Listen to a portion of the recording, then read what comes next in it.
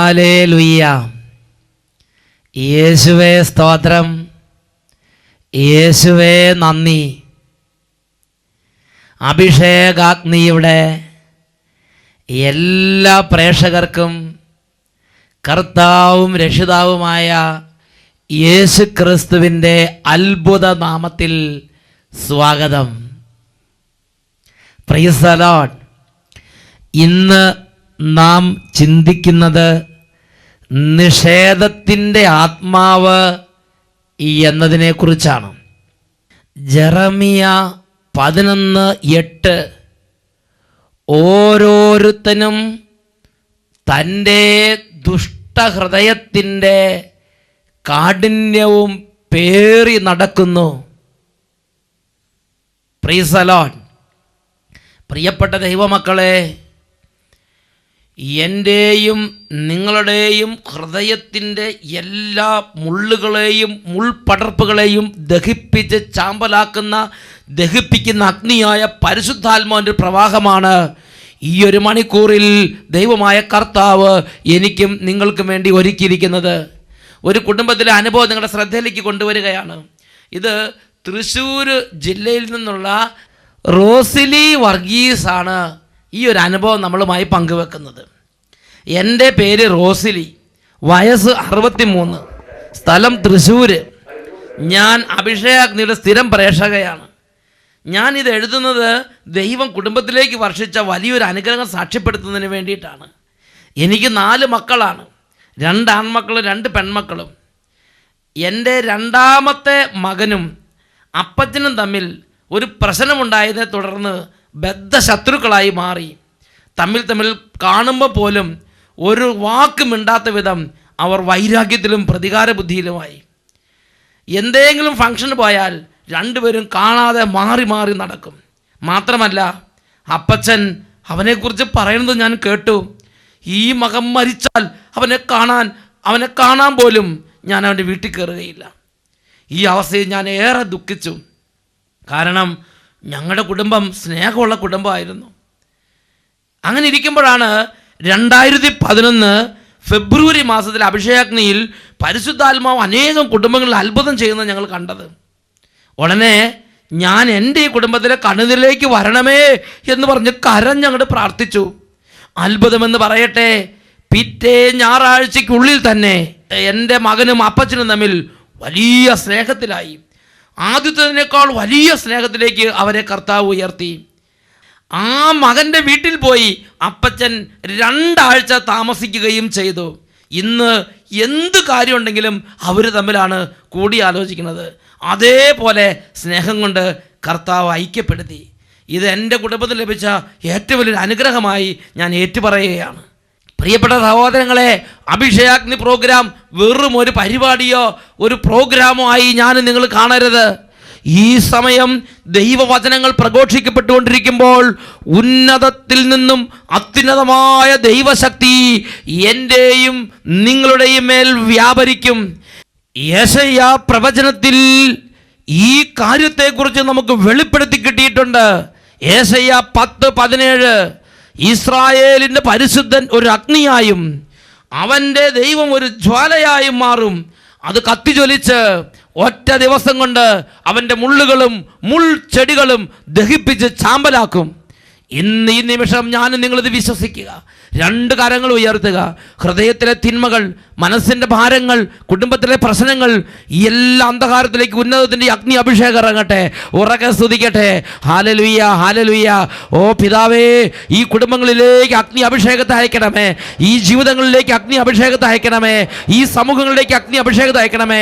പിണക്കത്തിരിക്കുന്നവർ, വെറുപ്പിലിരിക്കുന്നവർ, ക്ഷമിക്കാൻ പറ്റാത്തവർ, വൈരാഗ്യ ബുദ്ധികൾ, പ്രതികാര സ്വഭാവക്കാർ, താന്തോന്നികൾ, ധിക്കാരികൾ, തന്നിഷ്ടക്കാർ, ഏകാധിപത്യ സ്വഭാവക്കാർ, സകല ഹൃദയങ്ങളുടെ മേലും ഓ പിതാവേ പരിശുദ്ധാത്മാവിനെ വർഷിക്കണമേ. Hallelujah, hallelujah. ഓരോ ഹൃദയങ്ങളിലും അഭിഷേകത്തിന്റെ അഗ്നി വ്യാപരിക്കട്ടെ. അന്ധകാരങ്ങൾ ഇപ്പോൾ ഹൃദയങ്ങളിൽ നിന്ന്, കുടുംബങ്ങളിൽ നിന്ന്, സമൂഹങ്ങളിൽ നിന്നും വിട്ടുമാറി പോകട്ടെ. ഹല്ലേലൂയ, ഹല്ലേലൂയ. ഈ ദൈവമക്കളെ വചനം കേൾക്കാനും പ്രാർത്ഥിക്കാനും ദൈവത്തെ ആരാധിക്കാനും സ്നേഹത്തിലേക്കും ക്ഷമയിലേക്കും വിശുദ്ധിയിലേക്കും വരാനും തടസ്സമുണ്ടാക്കി അടിമപ്പെടുത്തി വെച്ചിരിക്കുന്ന എല്ലാ അന്ധകാരത്തിന് അധിപന്മാരെയും നസറേനായ യേശുവിന്റെ നാമത്തിൽ ശാസിക്കുന്നു, ബന്ധിക്കുന്നു, ബഹിഷ്കരിക്കുന്നു, വിട്ടുമാറി പോകട്ടെ. ഹല്ലേലൂയ, ഹല്ലേലൂയ. യേശുവേ ആരാധന, ആരാധന. യേശുവേ ആരാധന, ആരാധന. ഹല്ലേലൂയ, ഹല്ലേലൂയ. യേശുവേ, യേശുവേ, യേശുവേ, യേശുവേ, യേശുവേ, യേശുവേ. ഹല്ലേലൂയ, ഹല്ലേലൂയ. യേശുവേ ആരാധന, ആരാധന. ഹല്ലേലൂയ. Praise the Lord. ജെറമിയ പ്രവചനത്തിൽ 11-ാം അധ്യായം 8-ാം തിരുലിഖിതം, ഓരോരുത്തനും അവനവൻ്റെ ഹൃദയത്തിൻ്റെ കാഠിന്യവും പേറി നടക്കുകയാണ്. പ്രിയപ്പെട്ട ദൈവമക്കളെ, ഇത് ഈ കാലഘട്ടത്തിൻ്റെ ഒരു പ്രത്യേകതയാണ്. തന്നിഷ്ടപ്രകൃതി, തൻ്റെ ഇഷ്ടത്തിന് ചേരാത്ത എന്തെങ്കിലും നിർദ്ദേശമോ എന്തെങ്കിലും കാര്യങ്ങളോ മാതാപിതാക്കന്മാരോ സമൂഹത്തിലെ മേലധികാരികളോ ആരെങ്കിലും പറഞ്ഞാൽ അവരോട് കൊമ്പ് കോർക്കുന്ന പ്രകൃതി, നിഷേധത്തിൻ്റെ ആത്മാവ്, നിഷേധിത്തരം. ഞാനും നിങ്ങളും ഇതിനെക്കുറിച്ച് ഗൗരവത്തിൽ ചിന്തിക്കണം. കാരണം അനേകം ദൈവമക്കൾ ദൈവരാജ്യത്തിൻ്റെ പടിവാതിൽ പോലും കാണാതെ തകർന്നു പോയതിന് പിന്നിൽ സാത്താൻ വളരെ കൗശലപൂർവം പ്രയോഗിച്ച ആത്മാവാണ് നിഷേധത്തിൻ്റെ ആത്മാവ്. നിങ്ങൾ ചിന്തിച്ചു നോക്കുക. ഈജിപ്ത് ദേശത്ത് നിന്ന് ദൈവം നേരിട്ട് തിരഞ്ഞെടുത്ത് ദൈവത്തിൻ്റെ ആത്മാവ് കൊണ്ട് നിറഞ്ഞ മോശപ്രവാചകനും അഹ്റോനും കൂടെ നേതൃത്വം കൊടുത്ത് വചനം കൊടുത്ത് ദൈവരാജ്യദൂതുകൾ കൊടുത്ത് അങ്ങനെ സ്വർഗം നേരിട്ട് അഗ്നിയാലും മേഘസ്തംഭങ്ങളാലും നയിച്ചുകൊണ്ടിരുന്ന ദൈവത്തിൻ്റെ പ്രിയജനം, ആ ജനം കാനാൻ നാട്ടിൽ പ്രവേശിക്കാതെ അവരുടെ ശരീരങ്ങൾ പാപം മൂലം മരുഭൂമിയിൽ നിപതിക്കാൻ എന്താണ് കാരണം? നിരന്തരമുള്ള ആ നിഷേധിത്തരം, മാത്സര്യ പ്രകൃതി. പുറപ്പാട് കാലഘട്ടത്തിൽ മരുഭൂമിയിൽ വെച്ച് ദൈവജനം എന്താണ് ദൈവത്തിൻ്റെ ആത്മാവിനോട് കാണിച്ചുകൊണ്ടിരുന്നത്? നിഷേധതരം. വേറൊരു വാക്കി പറഞ്ഞാൽ, ഇന്നും തിരുസഭയുടെ ആ ഒരു ചിറകിൻ്റെ കീഴിൽ എന്നെയും നിങ്ങളെയും പരിശുദ്ധാത്മാവ് സ്വർഗത്തിലേക്ക് നയിക്കാൻ വേണ്ടി ഇടപെട്ടുകൊണ്ടിരിക്കുമ്പോൾ എൻ്റെയും നിങ്ങളുടെയും നിഷേധതരം രക്ഷയുടെ അനുഭവത്തിൽ നിന്ന് എന്നെയും നിങ്ങളെ തടസ്സപ്പെടുത്തുന്നുണ്ടോ എന്ന് ഞാനും നിങ്ങളൊന്ന് പരിശോധിച്ച് നോക്കണം. നമ്മളാരും വിചാരിക്കുന്നതിനേക്കാൾ ആഴത്തിൽ ഈ നിഷേധത്തിൻ്റെ ആത്മാവ് ഇന്ന് നമ്മുടെ കുടുംബങ്ങളിൽ, ഇടവകകളിൽ, നമ്മുടെ ഹൃദയങ്ങളിൽ പ്രവർത്തിച്ചു കൊണ്ടിരിക്കുന്നു. ഞാനൊരു സംഭവം ഓർക്കുന്നത് നിങ്ങളോട് പങ്കുവെക്കട്ടെ. അട്ടപ്പാടി സഗീവൻ ധ്യാന കേന്ദ്രം ആരംഭിച്ച ആദ്യ കാലഘട്ടങ്ങൾ 90കളുടെ മധ്യഭാഗം. അന്ന് എല്ലാ ആഴ്ചകളിലും 2 പേരായി അനേകം സുവിശേഷ വേലക്കാരെ അട്ടപ്പാടിയിലേക്ക് അച്ഛനയക്കും. ഇവരെ വീട് വീടാന്തരം കയറിറങ്ങി ദൈവജനത്തെ വചനം കേൾക്കാൻ വേണ്ടി ക്ഷണിക്കും. അപ്പോൾ ഒരു കുടുംബത്തിൽ ചെന്നപ്പോണ്ടായ അനുഭവം എൻ്റെ ഹൃദയത്തെ സ്ട്രൈക്ക് ചെയ്ത്. ഞായറാഴ്ച ധ്യാനം ആരംഭിക്കുകയാണ്. ഞാൻ വെള്ളി ശനി ദിവസങ്ങളിൽ കുടുംബങ്ങളിലേക്ക് ദൈവരാജ്യ വേലക്കാരെ അയച്ച്, അപ്പോൾ അട്ടപ്പാടിയിലുള്ള ഒരു കുഗ്രാമത്തിലെ ഒരു മലമ്പ്രദേശത്ത് ഒരു കുടുംബത്തിൽ അവർ ചെന്നു. അപ്പോൾ ഒരു മർക്കട മുഷ്ടി അവിടെ ഇരിക്കുകയാണ്. ആ മർക്കട മുഷ്ടി, നിങ്ങൾ എവിടുന്നാ? അപ്പോൾ നമ്മുടെ സഹോദരങ്ങൾ പറഞ്ഞു, ധ്യാനകേന്ദ്രത്തിൽ നിന്നും. ഉടനെ ഈ സഹോദരങ്ങൾ ദൈവരാജ്യത്തെക്കുറിച്ചും മാനസാന്തരത്തെക്കുറിച്ചും നിത്യജീവനെക്കുറിച്ചും വചനം കേൾക്കേണ്ട ആവശ്യകതയെക്കുറിച്ചും എല്ലാ കുടുംബത്തിൽ പറഞ്ഞു. അപ്പോൾ എടുത്ത വായിക്ക് ആ ചേട്ടൻ പറയുകയാണ്, നിങ്ങളെക്കാൾ എത്രയോ വലിയ വികാരിച്ചന്മാർ വന്ന് നോക്കിയിട്ട് എന്നെ രക്ഷപ്പെടുത്താൻ പറ്റിയിട്ടില്ല. പിന്നെ അപ്പം നിങ്ങൾ നിഷേധതരം. ഇതിൻ്റെ പേരാണ് നിഷേധതരം. പ്രിയപ്പെട്ട സഹോദരങ്ങളെ, എൻ്റെയും നിങ്ങളുടെയും ആത്മാവിൻ്റെ രക്ഷയ്ക്ക് വേണ്ടി ചെറിയവരോ ഉയർന്നവരോ പണ്ഡിതരോ പാമരരോ ആരോഗ്യമുള്ളവരോ ആരോഗ്യമില്ലാത്തവരോ ആരുമാകട്ടെ, ദൈവത്താൽ അയക്കപ്പെട്ട് ഒരു ദൂത് അറിയിക്കുമ്പോൾ അത് ഹൃദയം തുറന്ന് സ്വീകരിക്കുന്നതിന് പകരം നിഷേധതരം കാണിക്കുകയാണ്. നീയൊക്കെ ആരാ? നീയൊക്കെ എന്താ? ഈ വിധത്തിലാണ് സംസാരം. ഇതിനേക്കാൾ വലിയ വിച്ചന്മാർ നോക്കിയിട്ട് നടക്കാത്തതാണ് എൻ്റെ മാനസാന്തരം. അങ്ങനെ ഇരിക്കുകയാണ്. എന്നിട്ട് ഈ ചേട്ടൻ പറയുകയാണ്, നിങ്ങളൊക്കെ ആദ്യം ഒന്ന് നന്നാകും. ഈ പറയണ നിങ്ങളൊക്കെ ഒന്ന് നന്നായാൽ തന്നെ ഈ ലോകം ഒന്ന് ശരിയാകും. എന്നിട്ട് പിന്നെ മറ്റുള്ളവരുടെ കാര്യം നോക്ക്. നോക്ക്, നിഷേധത്തിൻ്റെ മറ്റൊരു രൂപം.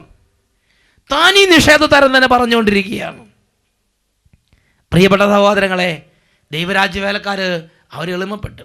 അവർ പറഞ്ഞു, സാരല്ല ചേട്ടാ, അതെല്ലാം എല്ലാവരും പരിശ്രമിച്ചുകൊണ്ടിരിക്കുകയാണ്, എന്നാലും ചേട്ടൻ നിന്ന് വന്ന് ധ്യാനം കൂടുന്ന നല്ലതാണ്, ചേട്ടനൊരു അനുഗ്രഹമായിരിക്കും. ചേട്ടൻ പറഞ്ഞു, എനിക്കറിയാം എപ്പോഴാണ് ധ്യാനം കൂടേണ്ടതെന്ന്, അതിനുവേണ്ടി നിങ്ങൾ വെറുതെ സമയം മെനക്കെട്ട് കളയൊന്നും വേണ്ട, എനിക്കറിയാം, എന്നെ ആരും പഠിപ്പിക്കാനെന്ന് പറയണ്ട, ഞാൻ സമയമാകുമ്പോൾ അങ്ങോട്ട് വന്നോളാം. നിഷേധത്തിൻ്റെ മറ്റൊരു രൂപം. വാ പൊളിച്ച നിഷേധതരം തന്നെ വന്നുകൊണ്ടിരിക്കും. പ്രിയപ്പെട്ട സഹോദരങ്ങളെ, എന്തായാലും ആ എളിയ ശുശ്രൂഷകർ ആ കുടുംബത്തിന് വേണ്ടി പ്രാർത്ഥിച്ചു. ഉടനെ ചേട്ടൻ പറഞ്ഞു, അതെ, ഞാനൊരു കാര്യം തീരുമാനിച്ചിട്ടുണ്ട്, ഞാൻ ധ്യാനം കൂടാൻ വരും. ഇപ്പോൾ ഞാൻ പല പാപത്തിന് അടിമയാണ്. മദ്യപാനം, പുകവലി, പല ദുർനടപടികൾ, ദുർസ്വഭാവങ്ങൾ, ഇതെല്ലാം നിർത്തി ഞാൻ ക്ലിയറായിട്ട് ഒരു ദിവസം ധ്യാനം കൂടും. പിന്നെ ഇങ്ങോട്ട് തിരിച്ചു വന്നിട്ട് കർത്താവിൻ്റെ സാക്ഷിയായി എരിവരി കൊണ്ട് പ്രവർത്തിക്കും. അത് ഞാനൊരു സമയം നിശ്ചയിച്ചിട്ടുണ്ട്, അന്ന് ഞാൻ വരും.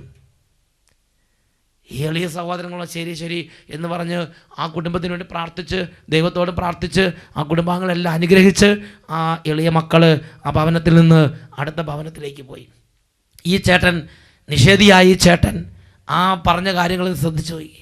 ഞാൻ ഒരു ദിവസം എല്ലാ തിന്മയും നിർത്തി, പുകവലി നിർത്തി, മദ്യപാനം നിർത്തി, ചീട്ടുകളിൽ നിർത്തി, ദുർവൃത്തി നിർത്തി, ദുർസ്വഭാവങ്ങൾ നിർത്തി, എല്ലാ അശുദ്ധിയും നിർത്തിയിട്ട് ഞാനൊരു ദിവസം ധ്യാനം കൂടിയിട്ട് നന്നായിട്ട് പിന്നെ കർത്താവിൻ്റെ വേലക്കാരനായി ഞാൻ പ്രവർത്തിച്ചോളാം. പ്രിയപ്പെട്ട സഹോദരങ്ങളെ, ഇതേ മാതിരിയുള്ള തന്നിഷ്ട പ്രകൃതികൾ ഇന്ന് ലോകത്തിൽ ഒരുപാട് നശിച്ചുകൊണ്ടിരിക്കുകയാണ്. ഒരുപാട് കുടുംബങ്ങളിൽ ഇതുപോലുള്ള ധാർഷ്ട്യക്കാർ, തന്നിഷ്ടക്കാർ, ദുർസ്വഭാവികൾ, ഏകാധിപതികൾ, അവർ ദൈവത്തിൻ്റെ സ്വരത്തിന് കാതടച്ച് പൊട്ടണലിയെ പോലെയും കുരുടിപ്പാമ്പിനെ പോലെയും ഇന്ന് വ്യാപരിച്ചുകൊണ്ടിരിക്കുകയാണ്. ഈ ചേട്ടൻ പറഞ്ഞതുപോലെ തന്നെ 2 മാസം മദ്യപാനം നിർത്തി, ഇനി പുകവലിയും കൂടെ നിർത്തി, ബാക്കി സ്വഭാവങ്ങളെല്ലാം നിർത്തി, പുകവലിയും കൂടെ നിർത്തിയാൽ ഞാൻ അടുത്ത ആഴ്ച ധ്യാനത്തിന് പോകും എന്ന് ചേട്ടൻ പ്രഖ്യാപിക്കുകയാണ്. പ്രിയപ്പെട്ട സഹോദരങ്ങളെ, എന്തായാലും ശരി, ചേട്ടൻ്റെ ജീവിതത്തിൽ ചേട്ടൻ ഇങ്ങനെ സ്റ്റെപ്പ് ബൈ സ്റ്റെപ്പായി കർത്താവിൻ്റെ ആ ഒരു നന്മയിലേക്ക് അടുക്കാൻ വേണ്ടി ഒരുങ്ങുകയാണ്. അങ്ങനെ ഇരിക്കുമ്പോൾ ഇതാ പണിക്കാരെ വിളിക്കാൻ വേണ്ടി ഒരു ദിവസം താഴത്തേക്ക് ഇറങ്ങുകയാണ്, ജംഗ്ഷനിലേക്ക് ഇറങ്ങുകയാണ്. അന്ന് തോരാ മഴ പെയ്തുകൊണ്ടിരിക്കുകയാണ്. അങ്ങനെ തോരാ മഴ പെയ്തുകൊണ്ടിരിക്കുമ്പോൾ ഈ ചേട്ടൻ ജംഗ്ഷനിലേക്ക് പണിക്കാരെ വിളിക്കാൻ വേണ്ടി ഇറങ്ങി. അങ്ങനെ ജംഗ്ഷൻ ചെന്ന് പണിക്കാരെന്ന് കണ്ട തട്ടിമുട്ടി നിൽക്കുന്ന സമയത്ത് ഇതാ തോരാ മഴയും കോടമഞ്ഞും തണുപ്പുള്ള ആ പ്രഭാതത്തിൽ ചേട്ടൻ നോക്കുമ്പോൾ ചാരായ കടയിൽ ഇങ്ങനെ ചാരായവും കപ്പയും കൊടുക്കുന്നത് കാണുകയാണ്. കാര്യം 2 മാസമായിട്ട് മദ്യപാനം നിർത്തിയിരിക്കുകയാണ്. അദ്ദേഹം ധ്യാനത്തിന് പോകാൻ വേണ്ടി ഒരുങ്ങുകയാണ്. പക്ഷേ ആ തണുപ്പത്ത് ചാരായ കടയിൽ ചാരായവും കപ്പയും പല കാര്യങ്ങളും കണ്ടപ്പോൾ അറിയാതെ ചേട്ടൻ ചിന്തിക്കുകയാണ്, എന്തായാലും ഈ കൊടും തണുപ്പത്ത് ലേശം കുടിച്ചുകൊണ്ട് കുഴപ്പമില്ല, മാത്രമല്ല ഞാൻ കുടിച്ചത് വേറെ ആരും അറിയാതിരുന്നാൽ പോരെ.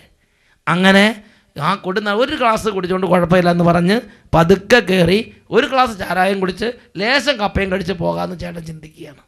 അങ്ങനെ കടയിൽ കയറി. പ്രിയപ്പെട്ട സഹോദരങ്ങളെ, ഒരു ഗ്ലാസ് കുടിച്ചപ്പോൾ ചേട്ടന് തോന്നി എന്തായാലും കുടിച്ച് എന്ന് ഇത്തിരി കൂടെ കുടിച്ചേക്കാം. അങ്ങനെ പല തവണ കുടിച്ച് വൈകുന്നേരം വരെ ചേട്ടൻ അവിടെ ഇരുന്ന് അങ്ങോട്ട് കുടിച്ച് രാത്രി ഇരുട്ട് മയങ്ങിയപ്പോൾ ആരും കാണാതെ തപ്പി വീട്ടിലേക്ക് പോവുകയാണ്. ആ കുരുട്ടെടുത്ത് വീട്ടിൽ ചെന്നപ്പോൾ രാത്രി 7:30 മണി 7:45 സമയമായി. ഭാര്യയും മക്കളും കുടുംബത്തിൽ നിന്ന് റാന്തൽ വിളക്കും കത്തിച്ച് വെച്ച് സന്ധ്യാപ്രാർത്ഥന ചെയ്തുകൊണ്ടിരിക്കുകയാണ്.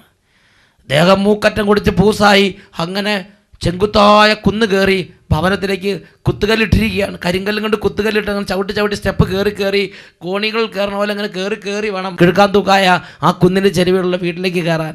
അങ്ങനെ സ്റ്റെപ്പുകൾ കയറി മുറ്റത്തേക്ക് കാല് വെച്ചതും ഇതാ ചേട്ടൻ കാല് തെറ്റി നേരെ പുറകോട്ട് മറിഞ്ഞു വീണു. 3-4 അടി താഴ്ചയുള്ള ആ സ്റ്റെപ്പിലേക്ക് തല ചെന്ന് അടിച്ചു. കരിങ്കല്ല് ചെന്ന് തലയടിച്ചു. അത് വലിയ വായിൽ കടന്ന് അലറി. ഭാര്യ മക്കളും റാന്തൽ വിളക്കും എടുത്ത് ഓടി വന്നപ്പോൾ വായിൽ കൂടെയും മൂക്കിൽ കൂടെയും ചെവിയിൽ കൂടെ എല്ലാം ചോര ചീറ്റി വായും നൊരയും പതയും ചോരയിലെല്ലാം കുളിച്ച് കിടക്കുന്ന ഒരു ചേട്ടനെയാണ് കണ്ടത്. അവർ വലിയ വായിൽ നിലവിളിച്ചു. പരിസരവാസികളെല്ലാം ഓടി വന്നു. അവർ വേഗം ഒരു വാഹനം വിളിച്ച് അദ്ദേഹത്തെ കയറ്റി അദ്ദേഹത്തെ അട്ടപ്പാടിയിലുള്ള ഒരു പ്രമുഖ ഹോസ്പിറ്റലിലേക്ക് കൊണ്ടുവന്നു. എന്നാൽ ഡോക്ടർമാർക്കൊന്നും ചെയ്യാൻ പറ്റിയില്ല.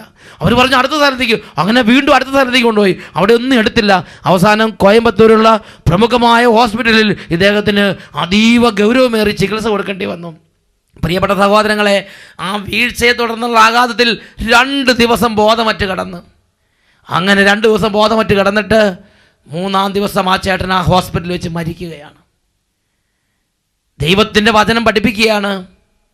യെശയ്യാ പ്രവചനത്തിൽ 47-ാം അധ്യായത്തിൽ 10-11 തിരുലിഖിതങ്ങൾ, ക്രൂരതയിൽ നീ സുരക്ഷിതത്വം കണ്ടെത്തി, ആരും കാണുന്നില്ല എന്ന് നീ വിചാരിച്ചു, നിന്റെ ജ്ഞാനവും നിന്റെ അറിവും നിന്നെ വഴിതെറ്റിച്ചു, ഞാനല്ലാതെ മറ്റാരുമില്ല എന്ന് നീ അഹങ്കരിച്ചു, രക്ഷപ്പെടാൻ വയ്യാത്ത നാശം നിനക്ക് ഭവിക്കും, അപരിഹാര്യമായ അത്യാഹിതം നിനക്ക് വന്നു ചേരും, അപ്രതീക്ഷിതമായ വിനാശം നിന്റെ മേൽ പെട്ടെന്ന് നിപതിക്കും. ജെറമ്യാ പ്രവചനത്തിൽ 11-ാം അധ്യായത്തിൽ 7-8 തിരുലിഖിതങ്ങൾ, ഈജിപ്തിൽ നിന്ന് നിങ്ങളുടെ പിതാക്കന്മാരെ പുറത്ത് കൊണ്ടുവന്നത് മുതൽ ഇന്ന് വരെ എൻ്റെ വാക്കനുസരിക്കുക എന്ന് ഞാൻ അവരെ നിരന്തരം ഉത്ബോധിപ്പിച്ചിരുന്നു. എന്നാൽ അവർ അനുസരിക്കുകയോ കേൾക്കുക പോലുമോ ചെയ്തില്ലല്ലോ. ഓരോരുത്തനും തൻ്റെ ദുഷ്ടഹൃദയത്തിൻ്റെ കാഠിന്യവും പേറി പേറി നടക്കുകയാണ്. തന്നിഷ്ടപ്രകൃതികളായി നടക്കുകയാണ്. ഒരു നിഷേധ സ്വഭാവം ആത്മീയ കാര്യങ്ങളോട് കാണിക്കുകയാണ്. ദൈവത്തിൻ്റെ വചനം പഠിപ്പിക്കുകയാണ്, നിഷേധി നീ കാല് തട്ടി വീഴും. ജെറമ്യാ പ്രവചനത്തിൽ 50-ാം അധ്യായത്തിൽ 32-ാം തിരുലിഖിതം, അഹങ്കരിക്കുന്നവൻ കാല് തട്ടി വീഴും, അവനെ എഴുന്നേൽപ്പിക്കാൻ ആരും ഉണ്ടായിരിക്കുകയില്ല. പ്രിയപ്പെട്ട ദൈവ പൈതലേ, നിന്റെ ജീവിതത്തിൽ 1000 തവണ അനേകായിരങ്ങളെ നിന്റെ ആത്മരക്ഷയ്ക്ക് വേണ്ടി നിന്നോട് സംസാരിക്കാൻ വേണ്ടി ദൈവം ക്രമീകരിക്കുന്നുണ്ട്. നിന്റെ അപ്പൻ, നിന്റെ അമ്മ, നിന്റെ ജീവിത പങ്കാളി, നിന്റെ മക്കള്, നിന്റെ അയൽക്കാർ, പ്രാർത്ഥനാ ഗ്രൂപ്പ് അംഗങ്ങൾ, തിരുസഭാ മേലധികാരികൾ, അങ്ങനെ ഒരുപാട് ആയിരങ്ങൾ നിനക്ക് ഇടതും വലതും ദൈവം ക്രമീകരിക്കുന്നുണ്ട്. എന്നാൽ സാത്താൻ ദൈവത്തിൻ്റെ ക്രമീകരണതെല്ലാം ദുർബലപ്പെടുത്തി, ദൈവത്തിൻ്റെ ക്രമീകരണം ഒന്നും നിനക്ക് പ്രയോജനപ്പെടാതിരിക്കാൻ സാത്താൻ കൗശലപൂർവ്വം നിന്നിൽ നട്ടുവളർത്തുന്ന ആത്മാവിൻ്റെ പേരാണ് നിഷേധത്തിൻ്റെ ആത്മാവ്. ഈ നിഷേധത്തിൻ്റെ ആത്മാവ് നിന്റെ ഉള്ളിലുണ്ടെങ്കിൽ നിന്റെ കുടുംബത്തിൽ നിന്ന് നിന്റെ ദൈവം നിനക്ക് വേണ്ടി ഒരുക്കിയിരിക്കുന്ന രക്ഷയുടെ വഴികൾ നിനക്ക് പ്രയോജനപ്പെടുകയില്ല. ഈ നിഷേധത്തിൻ്റെ ആത്മാവ് നിന്റെ ഉള്ളിലുണ്ടെങ്കിൽ നിന്റെ ഇടവകയിൽ നിനക്ക് വേണ്ടി നിന്റെ ദൈവം ഒരുക്കുന്ന രക്ഷയുടെ വഴികൾ നിനക്ക് പ്രയോജനപ്പെടുകയില്ല. ഈ നിഷേധത്തിൻ്റെ ആത്മാവിൻ്റെ പീഡ അനുഭവിക്കുന്ന ഒരു വ്യക്തിയാണോ നീ? നിന്റെ സഭയിലൂടെ നിന്റെ ദൈവം നിനക്ക് വേണ്ടി ഒരുക്കുന്ന രക്ഷയുടെ വഴികൾ നിനക്ക് പ്രയോജനപ്പെടുകയില്ല. ഈ നിമിഷങ്ങളിൽ 2 കരങ്ങൾ ഉയർത്തി എഴുന്നേറ്റ് നിന്ന് നമുക്കൊന്ന് പ്രാർത്ഥിക്കാം. ഓ ദൈവമേ, എൻ്റെ സ്വർഗസ്ഥനായ പിതാവ്, എൻ്റെ ആത്മാവിന് നിത്യരക്ഷയ്ക്ക് വേണ്ടി എനിക്ക് വേണ്ടി ഒരുക്കുന്ന രക്ഷയുടേതായ വഴികൾ, രക്ഷയുടേതായ ദൂതുകൾ, രക്ഷാമാർഗങ്ങൾ അതെനിക്ക് പ്രയോജനപ്പെടാതെ പോകാൻ സാത്താൻ കൗശലപൂർവ്വം ഒരുക്കുന്ന ഓരോ കെണികളെ, ഓരോ കുതന്ത്രങ്ങളെ അറിയാൻ എൻ്റെ ഉൾക്കണ്ണ് തുറക്കണമേ. കരങ്ങൾ ഉയർത്തി സ്തുതിക്കട്ടെ. Hallelujah, hallelujah. ഓ ദൈവമേ, സാത്താൻ തൻ്റെ ഇഷ്ട നിർവഹണത്തിന് വേണ്ടി അടിമകളാക്കിയിരിക്കുന്ന ഓരോ ആത്മാക്കളെയും യേശുവിൻ്റെ നാമത്തിൽ ഇപ്പോൾ അഴിച്ചുവിട്ട് വിടുവിച്ച് പ്രാർത്ഥിക്കുന്നു. ഹല്ലേലൂയ, ഹല്ലേലൂയ. തിന്മയുടെ കോട്ടകൾ, തിന്മയുടെ കൂടാരങ്ങൾ തകരട്ടെ. ഹല്ലേലൂയ, ഹല്ലേലൂയ. ജെറിക്കോ കോട്ട പോലെ ഉയർന്നു നിൽക്കുന്ന അന്ധകാരത്തിന്റെ കോട്ടകൾ ഛിന്ന ഭിന്നമാകട്ടെ. ഹല്ലേലൂയ, ഹല്ലേലൂയ. യേശുവേ ആരാധന, ആരാധന. യേശുവേ ആരാധന, ആരാധന. ഹല്ലേലൂയ, ഹല്ലേലൂയ. യേശുവേ സ്തോത്രം, യേശുവേ നന്ദി, യേശുവേ സ്തോത്രം, യേശുവേ ആരാധന. Price the Lord. ജ്ഞാനത്തിൻ്റെ പുസ്തകത്തിൽ 3-ാം അധ്യായത്തിൽ 11-ാം തിരുലിഖിതം, ജ്ഞാനവും പ്രബോധനവും പുച്ഛിച്ച് തള്ളുന്നവൻ്റെ നില ശോചനീയമാണ്. അവൻ്റെ പ്രത്യാശ വ്യർത്ഥവും അവൻ്റെ പ്രയത്നം നിഷ്ഫലവുമാണ്. അവൻ ഉണ്ടാക്കി കൂട്ടുന്നത് നിരുപയോഗപ്രദമാണ്. Price the Lord.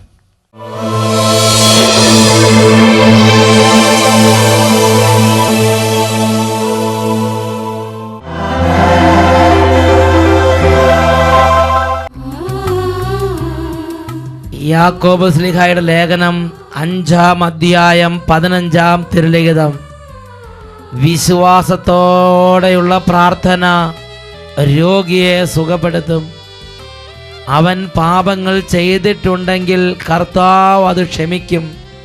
കർത്താവ് അവനെ എഴുന്നേൽപ്പിക്കും. ഈ നിമിഷങ്ങളിൽ നിങ്ങളുടെ അരികിൽ കുടുംബാംഗങ്ങൾ ആരെങ്കിലും രോഗികളായിട്ടുണ്ടെങ്കിൽ ആ രോഗികളുടെ മേൽ യേശുവിൻ്റെ നാമത്തിൽ കൈകൾ വെച്ച് സൗഖ്യത്തിന് വേണ്ടി പ്രാർത്ഥിക്കുവിൻ. കഠിന തരത്തിലുള്ള പൈശാചിക പിടകൾ, ദുർസ്വഭാവങ്ങൾ, മദ്യപാനം, വെറുപ്പ്, വൈരാഗ്യം, ക്ഷമിക്കാൻ പറ്റാത്ത അവസ്ഥകൾ, കഠിന പൈശാചിക പീഡകളാൽ ഭാരപ്പെടുന്നവരുണ്ടെങ്കിൽ അവരുടെ വിടുതലിനായി പ്രാർത്ഥിക്കുവിൻ. പ്രിയ ദൈവമക്കളെ, യേശുവിൻ്റെ ശരീരത്തിൽ നിന്ന് അത്ഭുതകരമായ ശക്തി പുറപ്പെട്ട് വിടുതലിനായി കർത്താവ് ഒരുക്കിയിരിക്കുന്ന നിമിഷമാണിത്. എല്ലാവരും സ്തുതിച്ചുകൊണ്ടിരിക്കട്ടെ. Hallelujah, hallelujah. സ്വർഗത്തിലെ അത്ഭുതകരമായ ശക്തി പിതാവേ, പുത്രനായ യേശുവിൻ്റെ നാമത്തിൽ ഈ ദൈവമക്കളുടെ മേൽ അയച്ചു പ്രാർത്ഥിക്കുന്നു. യേശുവിൻ്റെ അത്ഭുത രക്തത്തിൻ്റെ ശക്തി ഈ രോഗികളുടെ മേലും കുടുംബാംഗങ്ങളുടെ മേൽ വ്യാപരിക്കട്ടെ. ഇപ്പോൾ കണ്ണുനീരിലും വലിയ പൈശാചിക പീഡകളിലും അന്ധകാരത്തിൻ്റെ ഭാരങ്ങളിൽ ഇരിക്കുന്നവർ യേശുവിൻ്റെ നാമത്തിൽ വിടുതൽ പ്രാപിക്കട്ടെ. ഹല്ലേലൂയ, ഹല്ലേലൂയ. യേശുവേ ആരാധന, ആരാധന. യേശുവേ ആരാധന, ആരാധന. ഹല്ലേലൂയ, ഹല്ലേലൂയ.